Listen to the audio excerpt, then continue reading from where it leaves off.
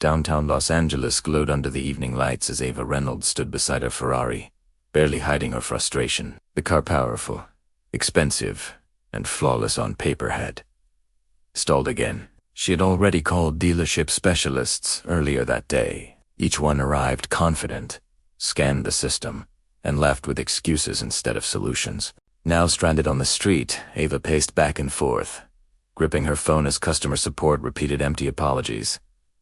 Even the tow truck driver refused to touch the engine, claiming it was beyond his scope. To Ava, this wasn't just a car problem. It was failure, something she never tolerated. Just as her anger peaked, a quiet voice cut through the noise. "I think I can help." She turned around, unaware that this moment was about to change everything. A few steps away stood a young mechanic with grease-stained hands and worn boots. Behind him sat a small, aging garage squeezed between towering buildings. His name was Ethan Cole. To Ava, he looked completely out of place near a Ferrari. She was used to polished engineers in expensive suits, not quiet mechanics from overlooked shops. Her instinct was to dismiss him, but something stopped her. He wasn't looking at her. He was studying the car, as if he already understood the problem. "I've seen this before," he said calmly. Ava hesitated. Every expert she trusted had failed. With nothing left to lose, she sighed and nodded. "Fine. Take a look." As Ethan opened the hood, his expression shifted. Within seconds, he noticed something no one else had. Ethan traced the wiring slowly, then stopped. "This part doesn't belong here," he said.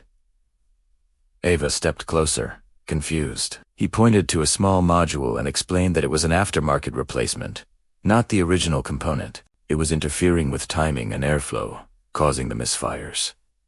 Ava felt anger rise instantly. She had paid thousands for premium service. "The dealership installed this?" she asked. Ethan nodded. The realization hit hard. The experts she trusted had cut corners. "Can you fix it?" she asked. "Yes," he replied calmly. "About 20 minutes. No arrogance. No sales pitch. Just quiet certainty." For the first time all day, Ava felt hope. Ethan worked silently, rewiring connections and correcting shortcuts left behind by careless hands. Every movement was precise and confident. Ava watched closely, realizing this wasn't guesswork. This was understanding. Finally, Ethan stepped back and asked her to try starting the car. Ava turned the key. The engine roared to life, smooth, powerful, flawless.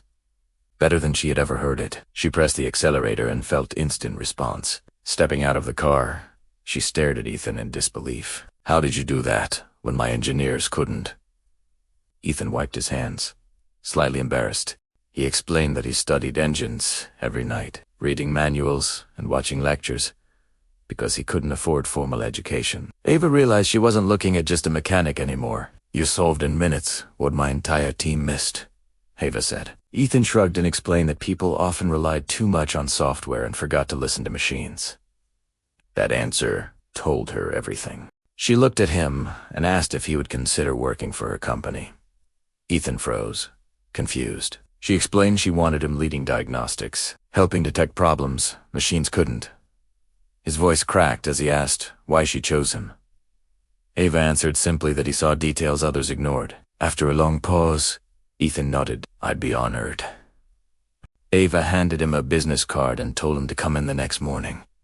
As she drove away, the Ferrari purred perfectly. Ethan stood still, card in hand, heart racing. The next morning, Ethan stood in front of a towering glass building Reynolds Automotive headquarters. Inside, engineers rushed past him until Ava appeared and welcomed him warmly. She guided him through advanced labs filled with technology he had only seen online. She showed him his workspace and introduced him to the team. At first, there was skepticism, but after Ava explained what Ethan had done to her Ferrari, the room fell silent. Over the next weeks, Ethan proved himself again and again. He identified flaws software missed, saved the company millions, and improved systems no one had questioned before. Word spread quickly.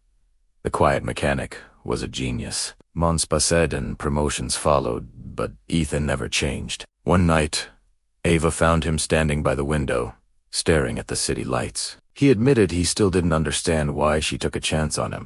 Ava smiled and told him that talent didn't need permission to exist. Ethan felt something settle inside him. He realized he hadn't been invisible. The world just hadn't been paying attention yet. Now, it couldn't look away. Ethan went on to redesign diagnostic systems that transformed the entire automotive division. Engineers traveled from other branches just to learn from him. Despite his success, he remained humble, focused, and grateful. Ava watched proudly, knowing she hadn't just hired talent, she had uncovered it. One evening, she told Ethan that one day, the world would know his name. Ethan smiled softly and replied that as long as the engines ran right, that was enough for him. In that quiet moment, the truth became clear. The people no one notices often become the people no one can replace. And sometimes, it only takes one moment for destiny to finally listen.